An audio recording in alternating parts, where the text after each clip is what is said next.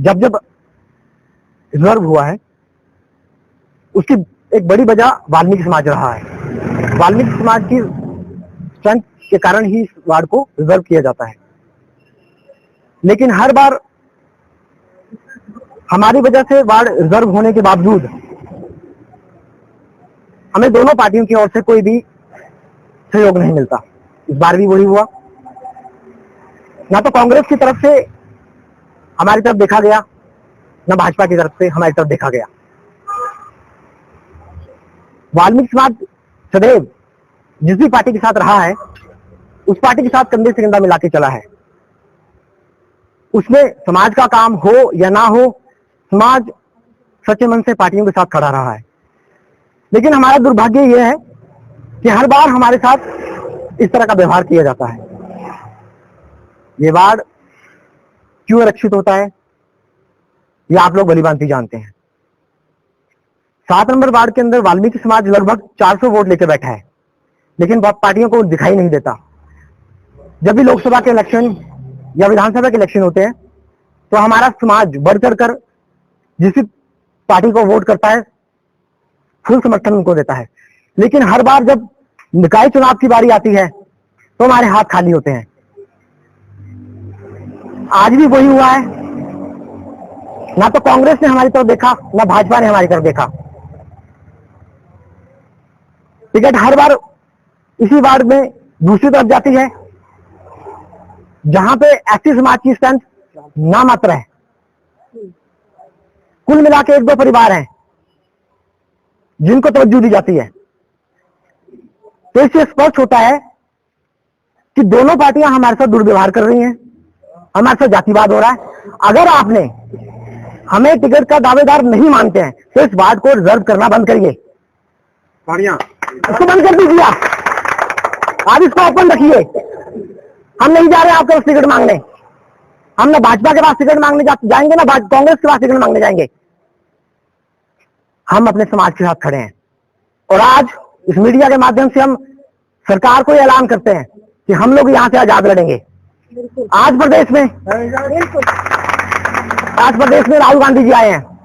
राहुल गांधी जी अपने मंचों पर कहते हैं कि हम एसटी एससी ओबीसी के हक देंगे, उनको समानता का हक देंगे, उनकी संख्या के आधार पर उनको उनका हक देंगे। कहां है हमारे हक?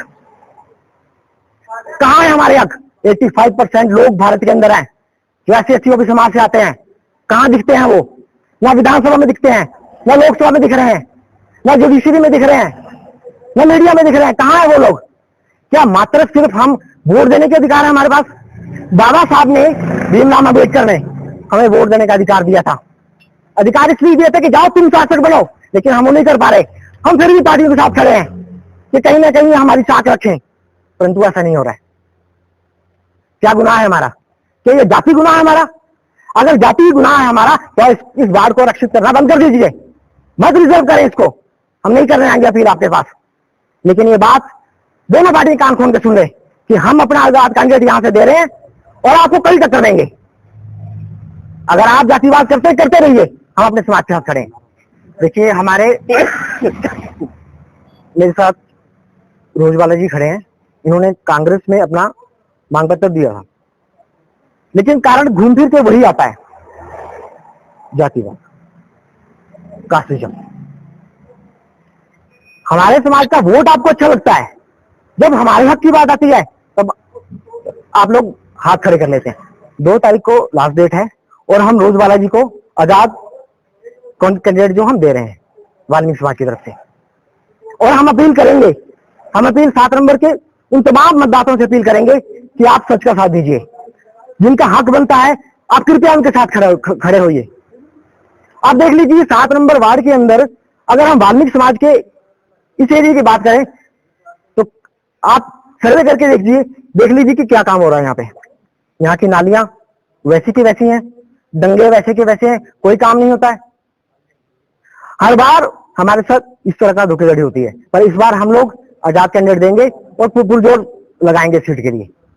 देखिए उनके साथ बैठ के बातचीत की जाएगी, और क्योंकि कैंडिडेट तो एक ही बनना है तो ये गतिरोध तो चलता रहता है। लेकिन वहाँ हमारे जो कांग्रेस के लोग हैं, अगर किसी ने वहाँ से अप्लाई किया है तो उनके साथ बैठ के उनके साथ अपने सारे जो उनके थी कि उनके दिल में क्या था, क्यों नहीं टिकट मिला, उसके सारी चीज़ें हम जो इश्यूज हो गए उनके उनको रिजॉल्व करेंगे और मिल बैठ के इकट्ठे होकर इलेक्शन लड़ेंगे। देखिए ऐसा कुछ नहीं है। जो हमारी वार्ड नंबर 5 से प्रत्याशी हैं वो भी तो वाल्मीकि समुदाय से ही हैं, तो इस चीज़ को उस हिसाब से नहीं देखना चाहिए। जिस वार्ड की जैसी भौगोलिक परिस्थिति या अन्य परिस्थितियां हैं उनको देखते हुए उम्मीदवारों को उतारा है। सर सबसे पहले तो मैं धन्यवाद करना चाहूँगी अपनी पार्टी का और सीएम साहब जी का और इनका जग्गी सर जी का, जिन्होंने मुझे इस लायक समझा और मुझे ये चुनाव में उतारा है। और मैं सोचती हूँ कि मैं अपनी जनता जो भी होगी, वार्ड की होगी, उनके समक्ष अच्छी उतरूँ, उनके लिए कुछ कर पाऊँ, यही मेरा लक्ष्य होगा। और हर काम को इसमें मैं प्राथमिकता दूंगी। और जो नाराजगी की बात है तो सर उन लोगों को भी हम साथ में लेके चलेंगे, उनके सहयोग से आगे बढ़ेंगे और जो जो कुछ हो पाएगा वो करेंगे।